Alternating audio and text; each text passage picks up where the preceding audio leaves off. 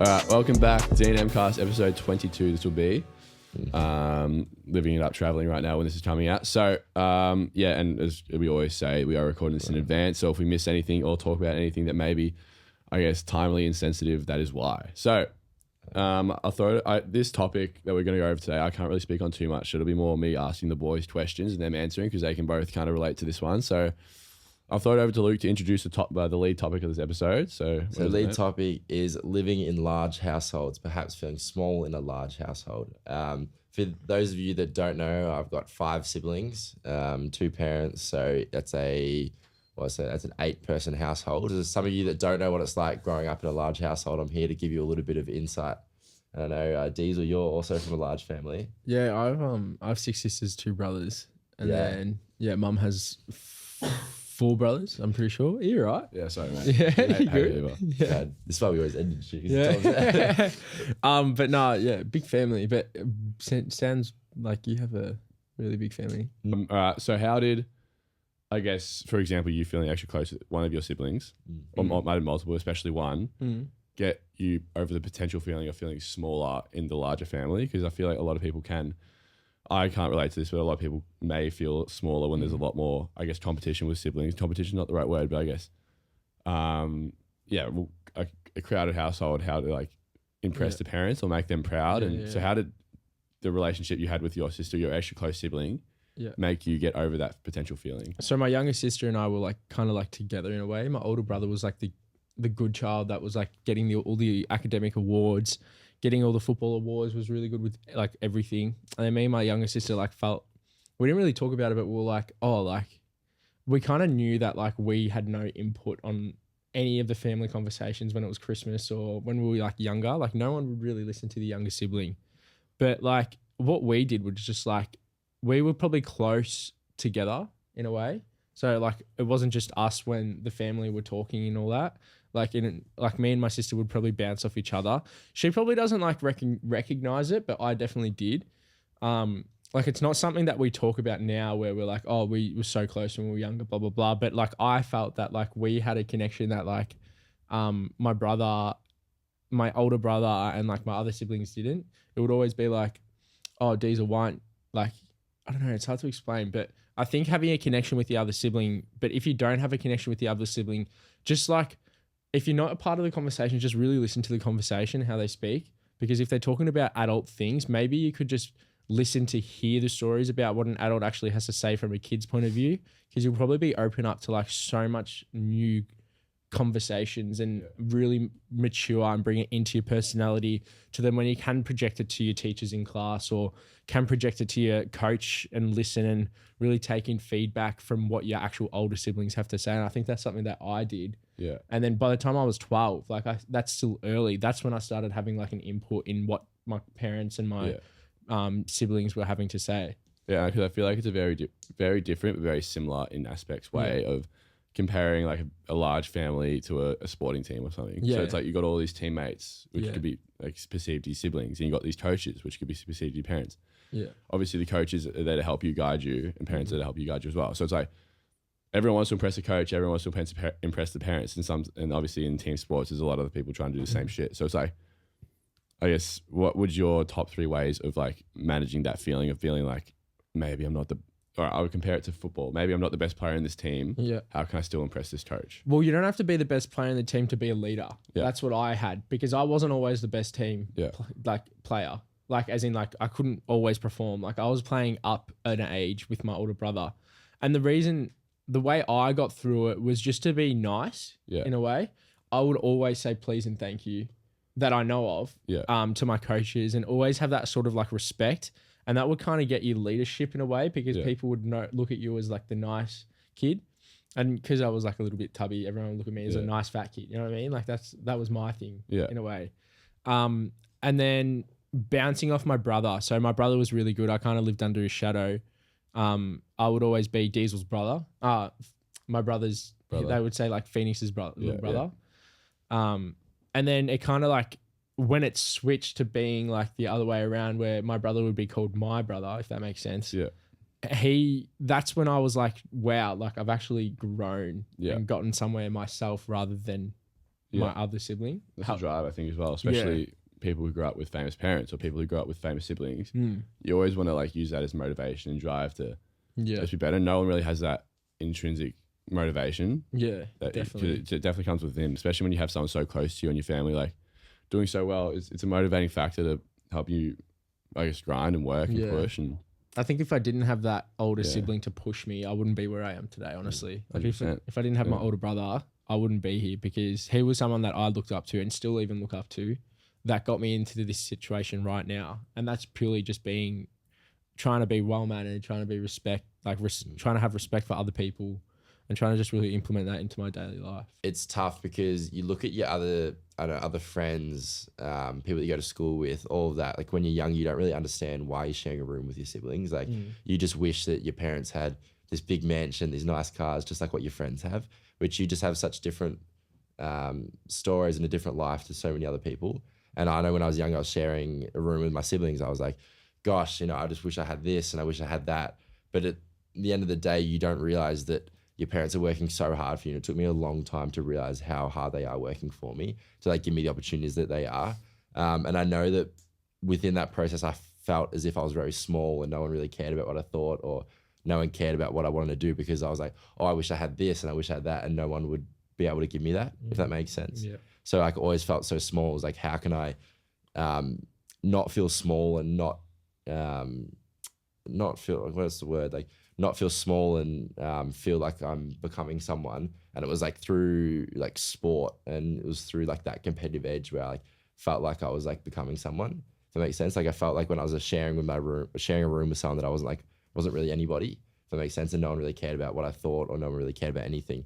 So when I like was playing sport, that's where I like kind of got that competitive edge where I started like feel like I was becoming somebody. And it was also like, that's where I got my parents' attention. I can agree. If that makes sense. So you wouldn't, because you're all sharing a room together. It was like four of us in one room. It was feeling like your parents didn't care about you, which they loved you and gave you so much opportunities and you were just so silly and so naive then. But you felt like your parents didn't love you or they didn't care about you. They didn't care about what you were doing. But it only took, and then when I was like playing sport and I was like going to footy games, I knew that they came to every footy game. And that's where I was like, okay, well, I'm good at sport. Then maybe your parents will like, I don't know, love you more or like want to like give you more attention. And I think that's where this like whole competitive edge of sport came through in my life. And I know my older brothers and older siblings, they played their sport and I always wanted to be better than them. So then like my parents would come watch me or we're playing tennis tournaments together. So if I like progressed further rounds and my siblings didn't, then my parents would have to be watching me. Yeah. If that makes sense. Yeah. It sounds so silly, but when you're I think it's a normal thing to feel because like, and it's good. No one talks about it. Like no, not at all. I haven't heard anyone talk about it in that way before. No, never. So I think maybe people would actually relate because I definitely did. I feel like I didn't get recognized until I started succeeding. Yeah. Is that what you're trying to say? Yeah, definitely. So it's like without any success, you feel like your parents don't care about you. Parents don't love you and all this thing, which is such a bad way to look at it. But when you're a little kid, you're like 10 years old. That's like, what you think about. All you want is your dad's attention or your mum's attention. So like especially those little things when I was younger were so big to me in the sense that if like just my mum took me to Macca's or just my mum, we walked down to the bakery together or something like that. Those little things were so important to me because in such a big family, that kind of gets lost. Those like one-on-one own time gets lost because your parents are just trying to like keep everyone together. So you're in the car together, you're at the same restaurant together, you go home together, just everywhere. So it's like when you had that one-on-one time, that was like extremely special. I know I had that with my mum when I was playing tennis because I was the only one playing tennis tournaments or playing these things. That's where I really connected with my mum and that's where I got her attention. So for someone that doesn't play sports, that doesn't really do much, how can they get really like involved with the family? I don't think that's where the priorities should lie. Like it's definitely a learning curve about wanting to be seen by other people, but that's within yourself. You learn quickly that it doesn't matter what other people think. I know it's your parents and stuff, but it's your life. So it's like we always say like becoming the best version of yourself. And I found success through sport and that's where I found that I was becoming someone and that's where I pushed myself. But if for someone else, it might be through academics or it might be through their hobbies. It might be through, I don't know, mountain bike riding or footy or whatever it is. Just becoming the best version of yourself and enjoying those moments of learning a new skill or living a life that you want to live through those hobbies or whatever it is, like enjoying those moments. And I think that's where, so I think going from there, like living in a room like for 5 hours or like 5 hours all day just watching YouTube and stuff, that's not putting you, like that's not putting yourself out there. Yeah. It's not productive, and you're not going to get, I don't know, any recognition for that. Your parents aren't going to walk in and go, hey, can you, and they're not going to walk in and be like, hey, you're doing so good, son. I love what you're doing. Like they want to see you do well and they want to see you succeed just as much as you want to succeed yourself. So it's like just putting yourself out there as much as you can.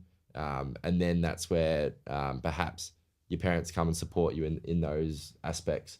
So through those hobbies and through those sports and through that success is where you find self-confidence. And through the self-confidence is that's where you get your self-belief. How good is it when you like win an award, like a league BNF or something? Yeah. And then like you want a just get, couple, hey, You want a couple, yeah. Yeah, didn't you win a couple? Yeah, probably a couple. Yeah. So like when you like do that, everyone looks at you from a different point of view. And it's like when you win those awards, it's like you're like more respected in a way, in a bad way. I feel like it's very bad because like you shouldn't be good to have to be respected in a way. Does that make sense? I know, I understand. But I feel like that's this generation where if you're not succeeding in life, then no one gives a fuck about you, really. Yeah, definitely. But like, I think that's just, it's sad, but sometimes that's how life is. It is. Yeah. If you're not doing well, no one really cares. And if you are doing well, that's when people start to care. Exactly. And I don't think people should look at that and be like, I should be really good now. Like I should do this, I should do that. Exactly. I think if it comes to you, it comes to you. If it doesn't, then it doesn't matter what other people think. Yeah. If you're doing what you love to do, then that's honestly all that matters. Because I love doing this. I wouldn't do it if I didn't love it. Exactly. And I'm happy. Exactly. You know? And I think, but it takes time to recognize that doing things that make you happy is like the best thing. If that makes sense, like is the best thing for you and it's the best thing for your confidence. And that's where you're going to find your happiness. Yeah. Because when you're younger, say you don't enjoy playing sport or whatever that, but everyone else is playing sport. And if you don't enjoy it, you like automatically feel like the outcast straight away, like that. And it's like, how do you then go from there? If you feel like the outcast, how do you then find avenues and enjoy different things? Because the whole group, let's say there's a class of 20 of you and that's all you know is 20 kids in year 3 or whatever it is. And they all like footy and you like soccer. Yeah. How do you like navigate that to make sure that, you know, you can have confidence within yourself and what you're doing is like becoming the best version of yourself and being happy with yourself. Like that is so difficult to do if everyone around you doesn't like what you're doing. Yeah. I think I'm going to relate it to someone that people meme kind of, Jake Paul. He says, if you like reading books or something, read books. Like if you like doing this, do that. I think if you do whatever you like doing, you'll eventually find your pathway into what you want to do and you'll build relationships around people that you find interest in. Because if you're talking to people that like AFL, when you hate AFL and like soccer, you're not going to really relate much to them. Yeah, and they're probably not going to share the same interests as you. So if you share the same interests with people that you actually are involved with and like play like a game of chess and your mates play a game of chess, like you're going to connect with them so much quicker than you have with other people. So I think if you just say you're struggling with friends and you don't have friends because you don't have many people that have interest, say like you want to join a chess club or something, if you like chess, like go to a chess club, you'll meet people there. If you want to read books, go to a library, you'll see people studying and you'll probably, I don't know, like do the things that you like doing and eventually it will work. Just because you don't have it right now doesn't mean that you won't have it in the future either way. And I definitely feel like just be yourself. And if people, for those people that don't like you for being yourself, it doesn't matter because why would you want to be someone that you're not around other people? Exactly. And I know when I was younger, I was always like trying to be cool, trying to like impress people, but that's like not who I was. Yeah. And so it's like, just go surround yourself with people that have got similar goals, and you'll connect with them and you'll enjoy and you'll actually be friends with them. Exactly. Whereas if you're acting, say for an example, we've got so many different examples, like you can probably apply this to anything that you're doing. Like, I didn't really like books and I didn't really like reading, but if I was at study club every week, I would hate that and I wouldn't enjoy that and I wouldn't like the people there. But I loved running and playing sports. So I'm hanging out with people that love and run and play sport and I enjoyed it and had such closer friends. If the people that you ran and did all those sports with were reading with you, how much like enjoyable would it be? You know what I mean? Like as much as you don't like things, if you're with the right group and you find them at the right time, like anything you do will be enjoyable in a way. But yeah. Exactly. But that's like definitely like even with your friendships or whatever, like friendships with you, like I feel like with you especially, I could go to a library for 3 hours and we would have the best time. And That's we just get how it shit is. done kind of And like, we get stuff done. yeah. But that's just, you just got to find those friendships, and that's where you lie. Tom, obviously your dad's like, you said before that your dad was famous sort of like popular news reporter. Can you say that? Yeah. What was it like when you were growing up, when you were younger? Did you feel like you ever had to like impress him? Nah, not really. I mean, like, I feel like it's easy to see that there could have been that pressure or expectation, but nah, not at all. I think I definitely inherited the work rate or work ethic from both my parents. Like they're just like really hard workers, and it shows. Like they've got both ultra successful in their own fields. So it's like they kind of like taught me very early on that like to work for everything that I wanted. So it's like you don't get shit handed to you. Like you work. It's like 40-hour weeks. It's 18-hour days. It's like work, and it's already like the same. I've seen results applied from the shit that they've taught me. So it's like it's whether it be the 6-month internship that they maybe do unpaid, where it was like fucking 18-hour days, 5 days a week, no pay, but then that launched my business. So it's like I didn't have any expectation to live up to like a famous dad, but like I definitely had the tools provided from that to like make something of myself, which could be like the tools could easily be misused, where it's like, you know, you're doing the wrong things with the tools or like taking advantage of like the famous dad and just like living off that name instead of making something of yourself, which is a dangerous trap. I feel like a lot of celebrities' children fall into. So I think there was no pressure, but definitely pressure to definitely like an expectation in my mind to like just do good, flourish. Yeah, I guess. With your sister, you have a younger sister. Yeah. What's your relationship with her? Well, it's fine. I think she lives in Canberra. She studies global politics. Oh, fucking hell. She studies global politics at ANU. So she's a smart cookie. So, so she lives there. I don't see her too often, but yeah, my relationship's fine. I think she's definitely like got a different vibe, a different group of friends than I do, which is fine. She's very, I guess, Namcore, some would say. Would you say like just do you like, because we obviously have big families. Yeah. You're a really good example of the opposite. Yeah. Do you like having thirsty voice. Hey, do you like I was gonna say cracking open beers. Do you like having that small family? Yeah, I don't think I'd do well in a large family. Yeah. I think like just like how I had it growing up was pretty good because I always had that guidance, and like parents are both very good communicators because they're both journalists, so they're both very good at communicating, good with everything like that. So I feel like the smaller family worked best for me, and I wouldn't probably flourish in a larger family. So, that's very interesting, like because like me being with a large family, I want a large family in a way. Yeah. Like I'd love like 3 kids or something. Where like you, I don't know, like I could see you like just wanting 1 kid. You know what I mean? Yeah, probably. I definitely think I'll have a large family. Okay. Definitely. Yeah, I could say that. It's different because when you're younger, your parents do guide you, but because they can't spend that like one-on-one time with you because they're dealing with everything else, you kind of just like left on your own merits to do whatever you please. Which is, I think, isn't a good way. I know so many of my friends that were parents were so strict on them when they were growing up, and now they're absolutely wild just because they like had no freedom, no nothing. Whereas I had so much freedom that I had so many times where I made my own choices and made my own opinions on things that now it's like I'm so much like calmer and like I'm not looking. I feel like people that parents that were very strict, those kids were always looking for ways to act up or go outside of what their parents are doing. Whereas me, I've just like now I've got my own opinions, my own views on things. It's like you're so much more quiet and so much more tame. Definitely. I don't know about you, but like especially when you get siblings, you can bounce off them and you see them do well. You don't want to disappoint other people in your family and all those things. But yeah, credit to my siblings. Yeah, shout out. I appreciate amazing mother that I had. This an amazing woman to have 6 kids and raise a family and such. Like it's not easy. It isn't. It isn't easy, and I look at it now and be like, yeah, gosh, like it's just life. Like we got through, but that's such a tough time for my parents. I appreciate everything that they've done for me, both mum and dad. So shout out mum and dad. Yeah. But that was a good episode. That was a bit more deeper meaningful. But yeah, that was a really good one to just get off our chest, kind of talk about our families, a bit more about us a little bit, kind of hopefully relating to you guys as well. Hopefully you can take little things out of that and bring it into your everyday life. I love doing these episodes where like the audience gets to know us a little bit more about like our own personal experiences. I know we always talk about our experiences, but we always talk about it in different lights. And this is just like our home life, how we grew up, and everything in between. So that was episode 22. Episode 22. 22, yeah. 22. Thanks for So watching. until then, enjoy. See you next time. Enjoy. See you next Peace week. out. Peace.